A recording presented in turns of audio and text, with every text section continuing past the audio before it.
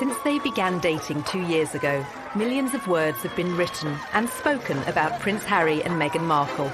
It was the public outing that every dedicated royal watcher has been waiting for. Their lives have been analysed, their relationship scrutinised, but while journalists and commentators continue to have their say, two people know the story better than anyone, Harry and Meghan themselves. Ladies and gentlemen, Meghan Markle. In this programme, their speeches. It just wasn't right, and something needed to be done. Their interviews. So I'd love to have kids right now, but yeah, there's a process that one has to go through. And home movies. This is the aftermath of the audition. Meghan isn't, your typical type of royal bride. And I am burning up. She had put so much of herself out there. This is what I do, duck throw. All brought together for the first time. At the end of the day, I'm a human being, I'm just a normal person like you guys are. Their lives are an open book.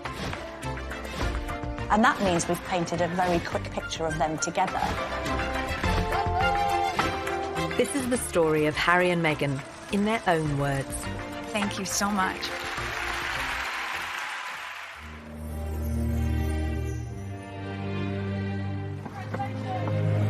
This afternoon, Prince Harry and Meghan Markle stepped hand in hand into the sunken garden at Kensington Palace.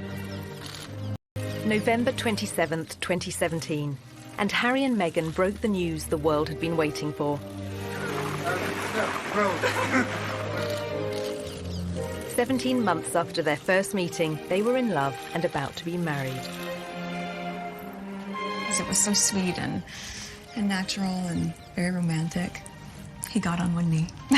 As a matter of fact, I could barely let you finish proposing. I was like, can I say yes now? She didn't even let me finish. I said, can I say yes, can I say yes now? And then there was hugs and the ring in my finger. And I was like, can I give you the ring? She goes, oh, yes, the ring. Although this was the first time they'd spoken as a couple, both had long experience of talking about themselves. Raised worlds apart, they'd chronicled their experiences from childhood.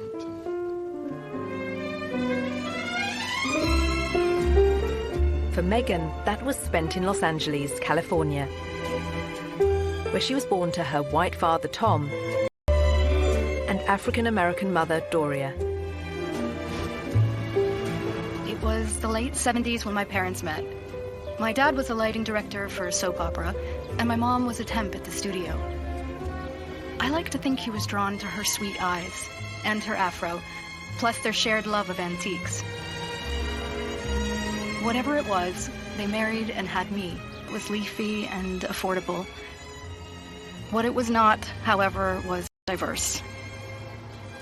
And there was my mom, caramel in complexion, with her light-skinned baby in tow, being asked where my mother was, since they assumed she was the nanny. Nice, huh? You like these ponytails? With both parents working in the Hollywood entertainment industry, Meghan developed an early love of the stage. She would often visit her father as he worked behind the scenes on a long-running TV sitcom. It was considered so risque, some viewers even organised a boycott. There was a show called Married with Children. Do you remember that show? Yeah, absolutely, yeah. So I grew up on the set of Married with Children every day after school for 10 years. I was there. Wow. I know. It's a very perverse place for a little girl who went to Catholic school, no less, to grow up. There were a lot of times my dad would say, Meg, why don't you go and help with the craft services room over there? This is just a little off-color for your eyes. I wasn't allowed to watch it at home. I could watch the end credits, so I could give the screen a kiss when I saw my dad's name go by. I mean, they seem very close as father-daughter, and I mean, she was a striking child. She was beautiful, and everyone would comment on how cute she was. But beyond that, and more important than that, was the fact she was just a very nice little girl. Very respectful, and just really a sweet kid to be around. Meghan's parents divorced when she was still at primary school. She and her mother Doria lived in a relatively comfortable neighbourhood. But LA at that time was riven by racial tensions, and in April 1992, they boiled over. The acquittal of 4 white policemen filmed beating a black motorist sparked nearly a week of ferocious rioting. The city pretty much burned in South Los Angeles. The skies were black, ashes everywhere. We didn't know how far they were going to reach, or we didn't think they were going to stop. It was kind of just like being in another world. The violence claimed 63 lives. 2,000 people were injured and 12,000 arrested. As it spread north towards Meghan's school, the 10-year-old and her mother had to run for shelter. They had let us go home during the riots, and there was ash everywhere. Oh my God, Mommy, it's snows. So I can imagine any parent would want to keep their child inside because when your city's burning, when fear for your life, children shouldn't have to experience that.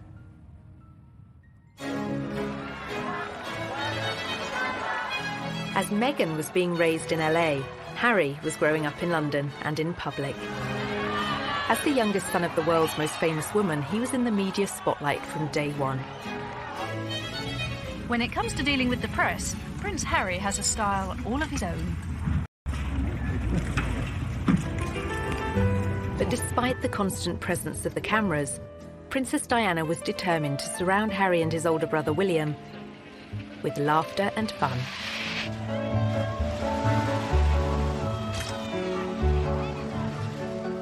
Our mother was a total kid through and through. When everybody says to me, so she was fun, give us an example, all I can hear is her laugh in my head. And that sort of crazy laugh of where there was just pure happiness shown on her face. When you look at Prince Harry as a child, there was always a sense that he was a lot more mischievous than his older brother, perhaps because he knew that he didn't have as much responsibility on his shoulders. One of her mottos to me was, you can be as naughty as you want, just don't get caught. She was one of the naughtiest parents. She would come and watch us play football and smuggle sweets into our socks. And I mean, literally walking back from a football match and having sort of 5 packets of Starburst, and just the whole shirt was just bulging with sweets. I think that very much appealed to Prince Harry's character and sense of humour, this idea that he could be a bit of a royal rebel like his mum and still get away with it. As part of his privileged upbringing, Harry was sent to Wetherby School in London's Notting Hill, where fees are more than £7,000 per term. At the same time, Meghan, 3 years his senior, was a pupil at Los Angeles' Little Red Schoolhouse. With its strong academic and artistic reputation, it was a favourite for Hollywood families. But some of the city's most deprived areas were just a short drive away, areas she'd frequently visit along with both her parents. My mom and dad came from little, so they made a choice to give a lot. Buying turkeys for homeless shelters at Thanksgiving, delivering meals to patients in hospice care, donating any spare change in their pockets to those asking for it. This is what I grew up seeing, so that is what I grew up being. A young adult with a social consciousness to do what I could, and to, at the very least. Meghan's campaigning character was only just forming, but it would soon propel her onto the national stage. In 1993, the young schoolgirl took on a powerful multinational corporation, taking her complaint all the way to the White House.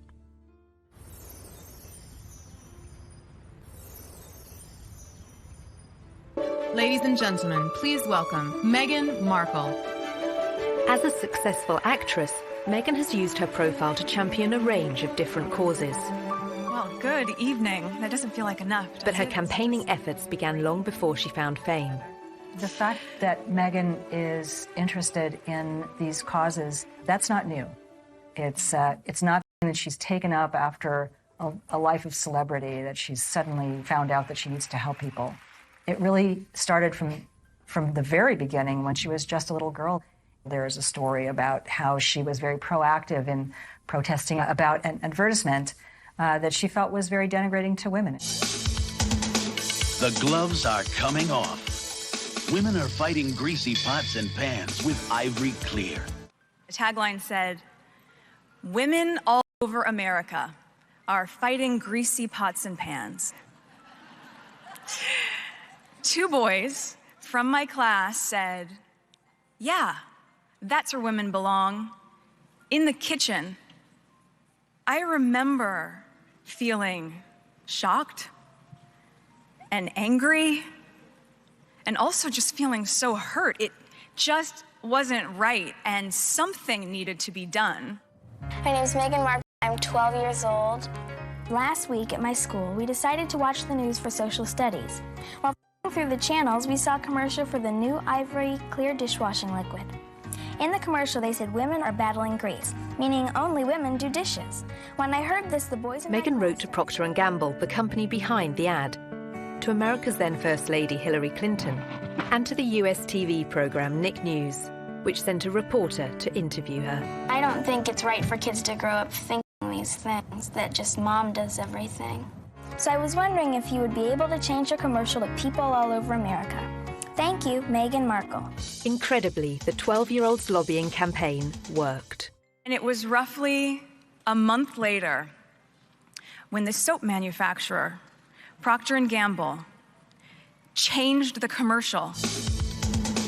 The gloves are coming off. People are fighting greasy pots and pans with Ivory Clear. She had a sense that she could affect change, even though she was just one small person. She had a voice. If you see something that you don't like or the right people, and you can really make a difference for not just yourself, but lots of other people. Makes me feel... Meghan's time in the spotlight lasted for just a few days in 1993. But by then, Harry was used to relentless media attention. Soon it would become uncomfortable, both for him and his elder brother William. The reason? Their mother's very public and very bitter split from Prince Charles. It must be pretty tough when one day your father says it's all over, and you've got to split your time between here or with your mother. When he was the youngest, he must have seen the arguments and the rows together they'd had, and it had an effect on him. Charles and Diana officially divorced in 1996. In August 1997, she went on holiday with her new boyfriend, Dodi Fayed. Pursued by the paparazzi through the streets of Paris, their chauffeur-driven car crashed in a city centre tunnel. 3 people were killed, including Diana.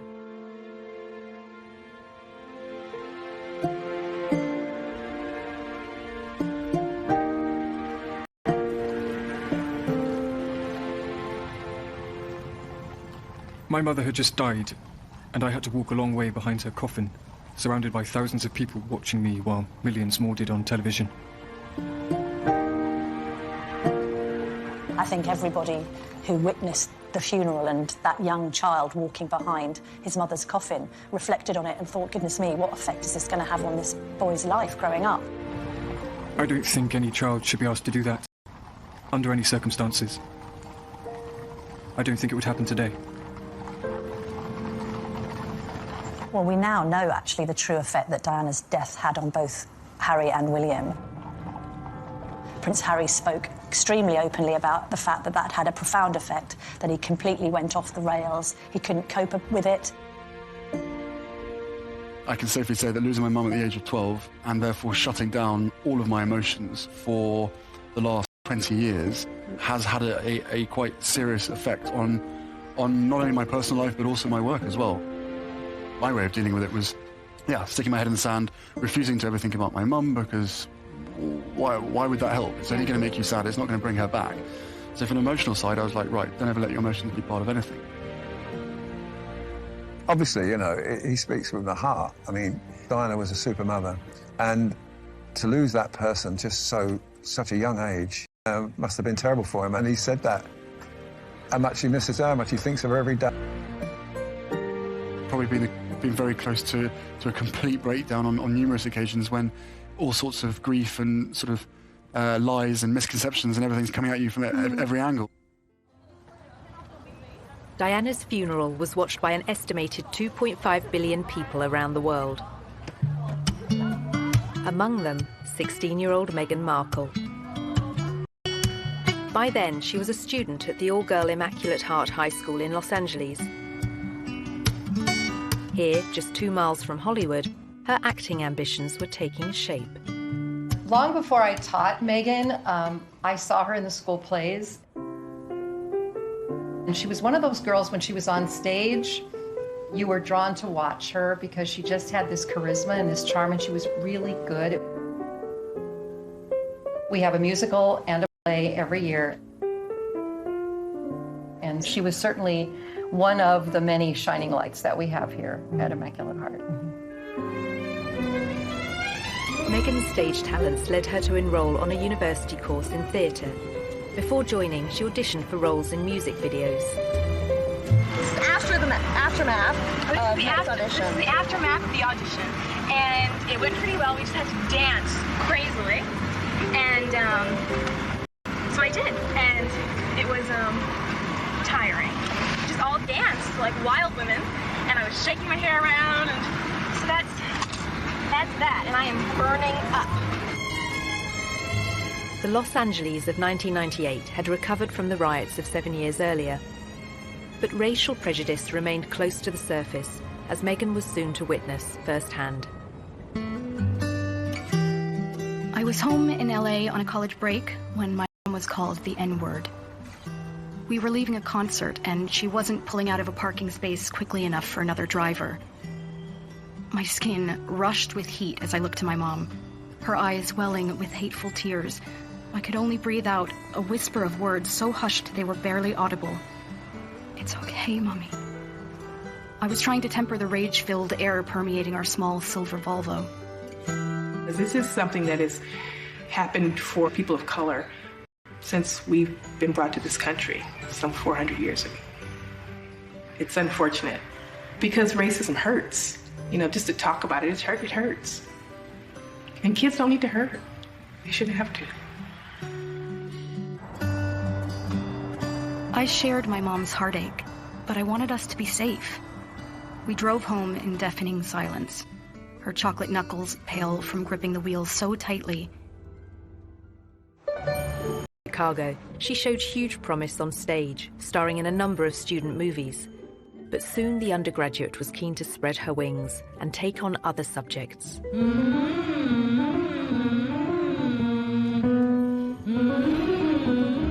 I had always been the theater nerd at Northwestern University.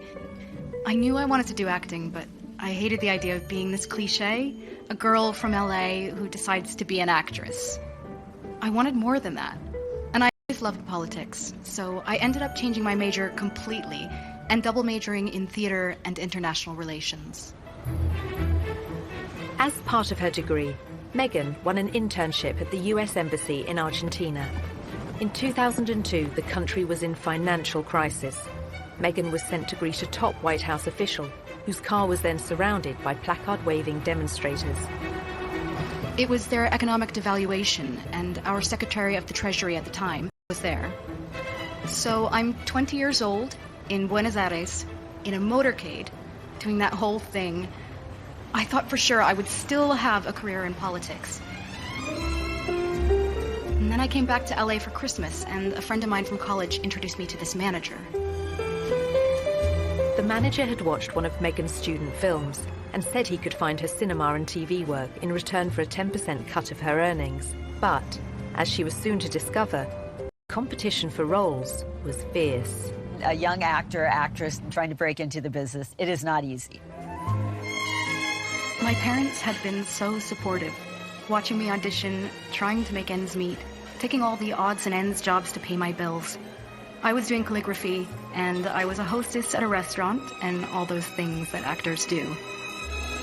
There's so many people out here who want to get into the entertainment industry. It's difficult. I had a beat-up Ford Explorer Sport that rattled like a steamboat engine in the morning. It was burning out. I had started to give up. It was tired and running on empty, going from audition to audition, just as I was. I mean, you really have to be very self-promoting, and you have to be willing to, you know, knock on doors and be very motivated and have good self-esteem, because you could get eaten alive out here. I would drive to auditions and park at the back of the parking lot, far from the eyes of anyone who could see me unlocking the trunk and crawling into my car through its only feasible entry point. I would play it off, obviously, as though I was looking for something, reaching so deep for something that my car almost sucked me in to get it. Much like my experience in Hollywood, to be honest. Struggling, climbing hurdles. Now in her mid-20s, the most Meghan had to show for her efforts were bit parts in soap operas, TV dramas, and the odd movie. In 2006, she became a briefcase girl on the American version of the quiz show Deal or No Deal, recording up to 7 shows a day. For somebody like Meghan, appearing as essentially an adornment on a game show would not be her ideal job. I'm sure she appreciated the paycheck, but she would have felt creatively unfulfilled. I would put that in the category of things I was doing while I was auditioning to try to make ends meet. I was the ill-fated number, which for some reason no one would ever choose. I would end up standing up there forever in these terribly uncomfortable and inexpensive 5-inch heels, just waiting for someone to pick my number so I could go and sit down. Despite her setbacks and disappointments in Hollywood, Meghan persisted. And in 2011, her big break came in Canada. Success and fame beckoned, as well as marriage.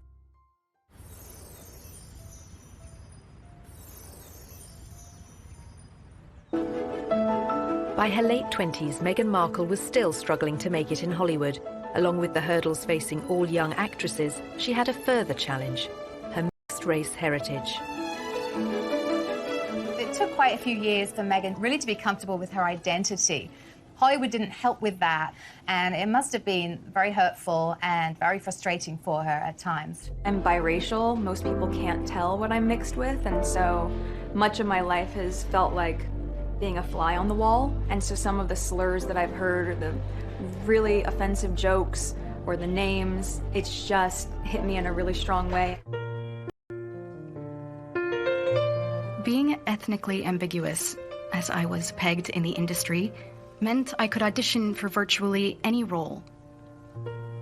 I wasn't black enough for the black roles, and I wasn't white enough for the white ones, leaving me somewhere in the middle as the ethnic chameleon who couldn't book a job. But the breakthrough was getting closer. At one audition, a casting director advised Meghan to adopt a more natural look. She stopped me in mid-scene and said so simply, "You need to know that you're enough." She saw all that self-doubt beaming through the self-tanner and excessive blush. You need to know that you're enough. Less makeup, more Meghan. And that moment for me was a... As Meghan edged closer to fame, Harry was doing his best to escape the media spotlight. After finishing his studies at Eton, he took a gap year, then enrolled at the Sandhurst Royal Military Academy, passing out in 2006.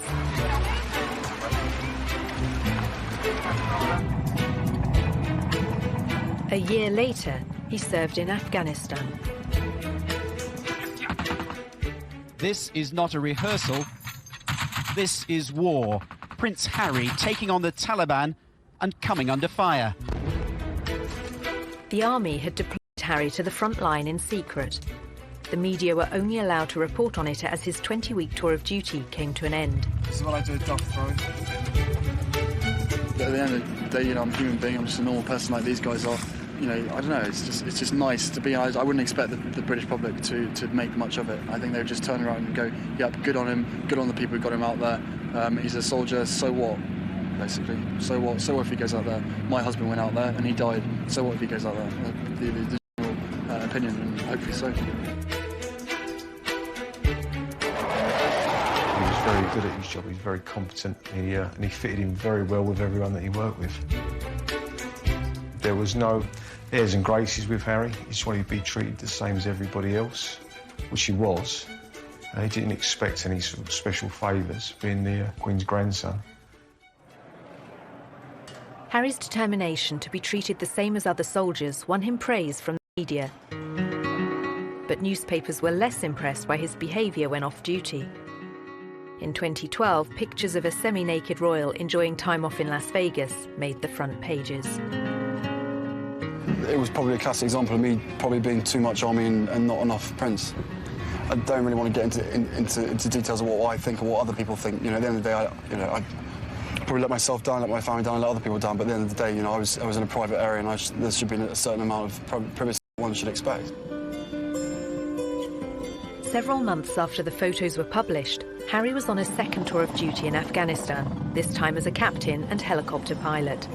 Approaching 30, he was making plans for a life post-army and fielding questions about his personal plans for the future. I don't think you can ever be urged to settle down.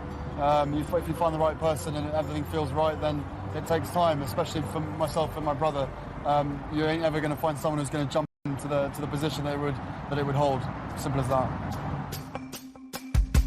By then, Meghan had found a long-term partner, American film and TV producer Trevor Engelson.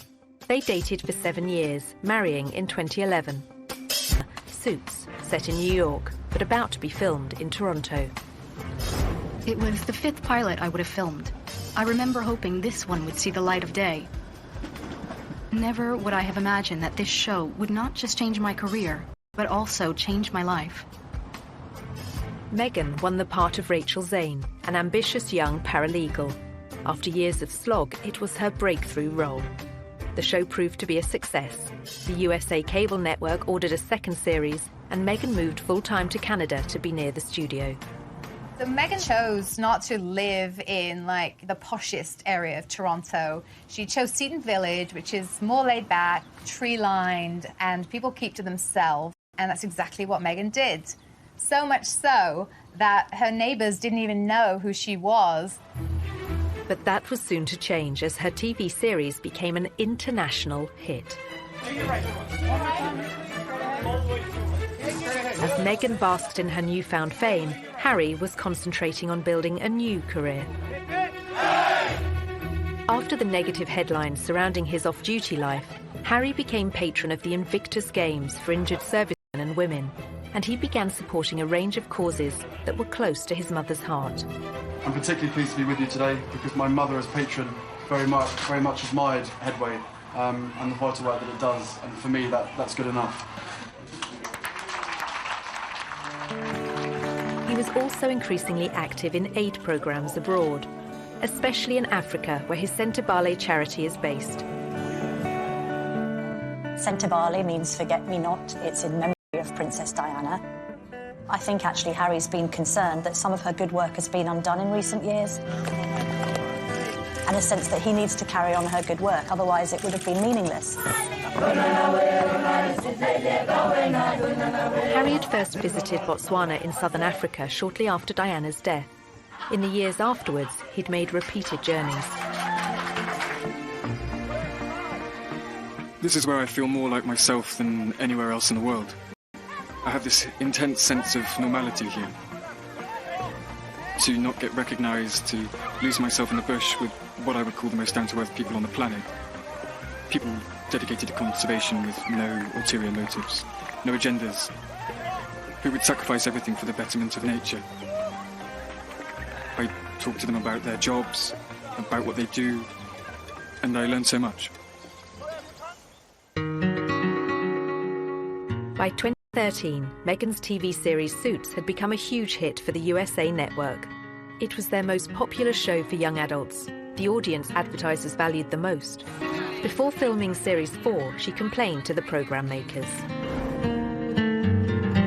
This season, every script seemed to begin with Rachel enters wearing a towel. And I said, nope, not doing it anymore. Not doing it. I called the creator and I was like, it's just gratuitous. We get it. You've already seen it once, so I think at a certain point you feel empowered enough to just say no.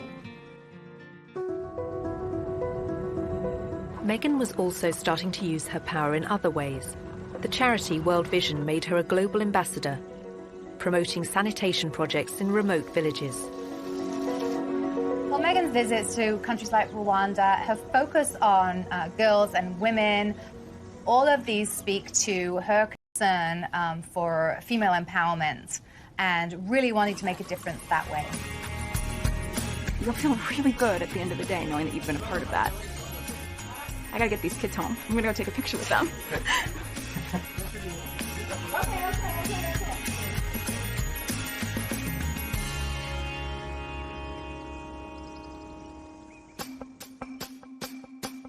Meghan's fame had coincided with sadness in her personal life.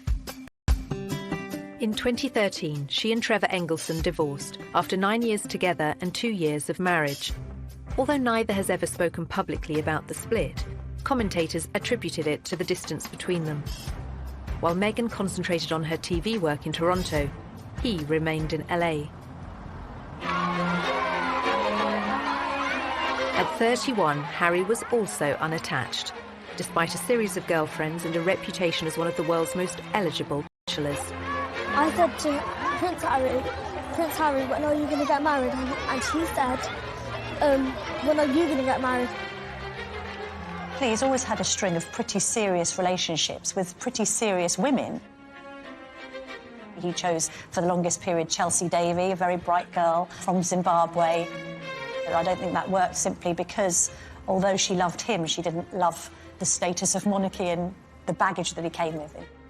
And then de Bonus, again, another very bright spark, lovely girl. Again, loving Harry and being with Harry, but not the circus that comes around him. In 2015, a year after that latest split, Harry went on a tour of New Zealand and revealed his strong desire to start a family.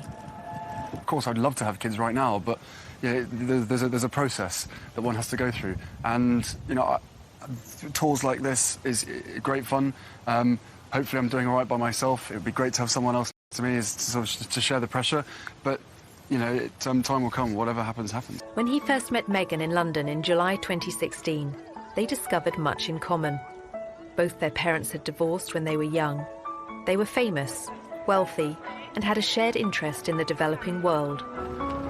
It was one of the first things we started talking about when we met, was just the different things that we wanted to do in the world and how passionate we were about seeing change. I think that was, that's what got day 2. Soon after that second date, their first holiday, Harry invited Meghan to the country he'd first visited in the aftermath of his mother's death 19 years earlier. I think about 3, maybe 4 weeks later, that I managed to persuade her to come and join me in Botswana, and we camped out with each other under the stars. She came and joined me for 5 days out there, which was absolutely fantastic. So then we were really by ourselves, which was crucial to me, to make sure that we had a chance to get to know each other. The couple kept their relationship secret throughout the summer of 2016. But then, at the end of October, the first headline appeared. You have a story like that and it breaks, and the rest of Fleet Street is then playing catch-up. And it was then after the story broke that you found people descending on Meghan's house, chasing after anyone that ever knew her, chasing after family members. I think both of us were totally surprised by the reaction after the first 5-6 months of what we had to ourselves of what actually happened from then. So I think you can have as many conversations as you want and try and prepare as much as possible, but we were totally unprepared for what happened after that. Some reports concentrated on Meghan's family neighbourhoods in LA. Others focused on the breakup of her parents' marriage and her relationships with her half-sister and half-brother. There's a misconception that because I have worked in the entertainment industry that this would be something I would be familiar with. That I've never been part of tabloid culture. I've never been in pop culture to that degree. And I think we were just hit so hard at the beginning with a lot of mistruths that I made the choice to not read anything. But some of the coverage and comments incensed Harry.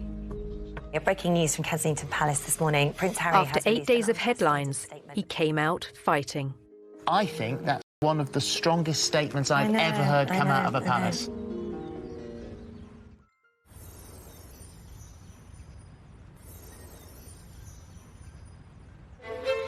November 2016. Just 8 days after the story of Harry and Meghan's relationship broke, Kensington Palace went to war with the press. Prince Harry is worried about Miss Markle's safety and is deeply disappointed that he has not been able to protect her. It had the into a relationship with him that Miss Markle should be subjected to such a storm. I think he was saying, look, this girl's important to me and I want to make sure that you're all careful in what you're doing. He knows commentators will say this is the price she has to pay and that this is all part of the game. He strongly disagrees.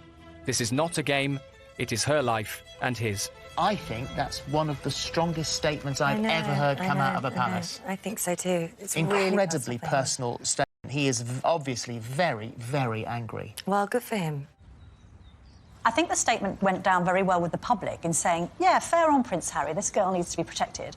I think others were a bit more critical, saying, well, all right, but you can't have it both ways. You get a lot of great publicity for your causes and you're the hero of the hour. If we want to find out about your private life, we're entitled to.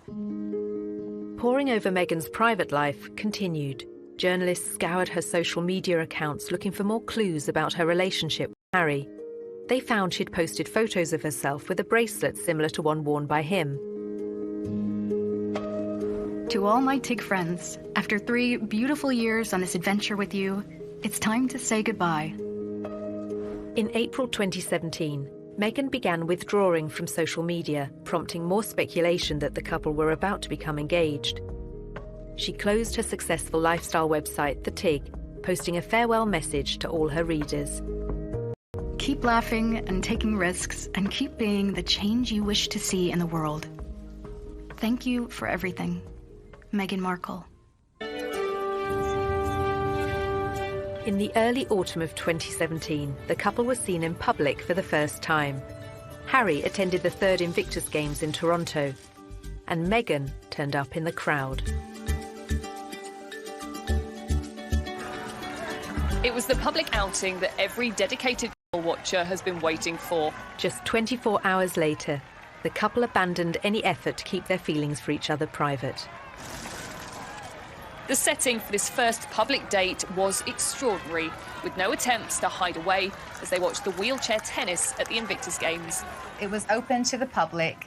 Anybody could go and watch the wheelchair tennis match, although it has to be said, I don't know how many people were actually watching the wheelchair tennis match because a lot of people were watching Harry and Meghan. Just 6 weeks after their very public appearance, the couple had a very private moment. Meghan was staying with Harry at Nottingham Cottage, his 2-bedroomed home set within the Kensington Palace estate. He proposed, and she accepted. The ring is obviously yellow gold, because that's her favourite. And the main stone itself is jewellery collection, to make sure that she's with us on this crazy journey together. And it's beautiful, and he designed it. It's incredible. Yeah. Make sure it stays on that finger. Of course. What do you think your mother would have thought of Meghan or said about Meghan? Oh, they'd be thick as thieves.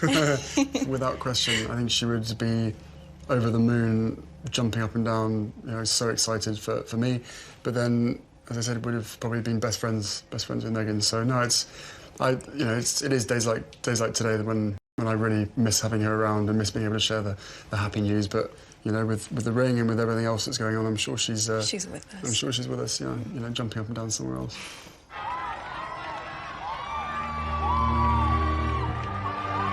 Since the announcement, Meghan has become the fresh face of royalty, connecting with a new generation, just as Harry's mother once did. I know that I'm in love with this girl, and I hope that she's in love with me, but we still had to sit down on the sofa, and I still had to have some pretty, frank conversations with her to say that, what you're letting yourself in for, it's a big deal.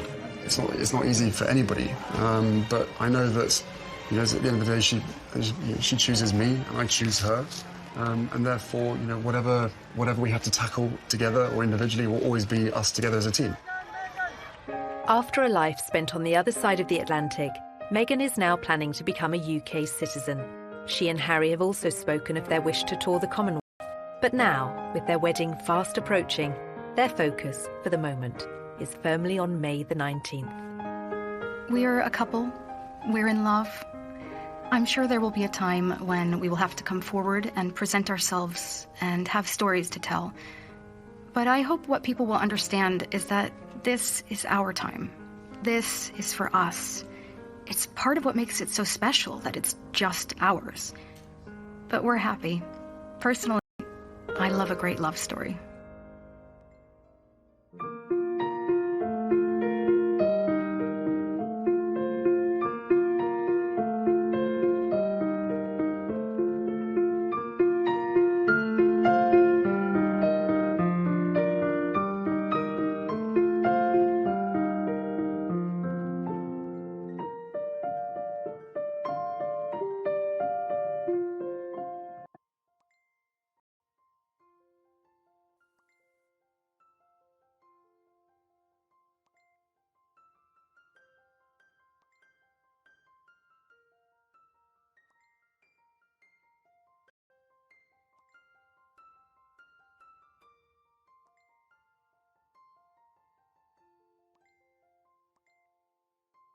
A pupil at Los Angeles' Little Red Schoolhouse. With its strong academic and artistic reputation, it was a favorite for Hollywood families. But some of the city's most deprived areas were just a short drive away. Areas she'd frequently visit along with both her parents. My mom and dad came from little, so they made a choice to give a lot. Buying turkeys for homeless shelters at Thanksgiving, delivering meals to patients in hospice care, donating any spare change in their pockets to those asking for it. This is what I grew up seeing, so that is what I grew up being. A young adult with a social consciousness to do what I could, and to, at the very least. Meghan's campaigning character was only just forming, but it would soon propel her onto the national stage. In 1993, the young schoolgirl took on a powerful multinational corporation, taking her complaint all the way to the White House.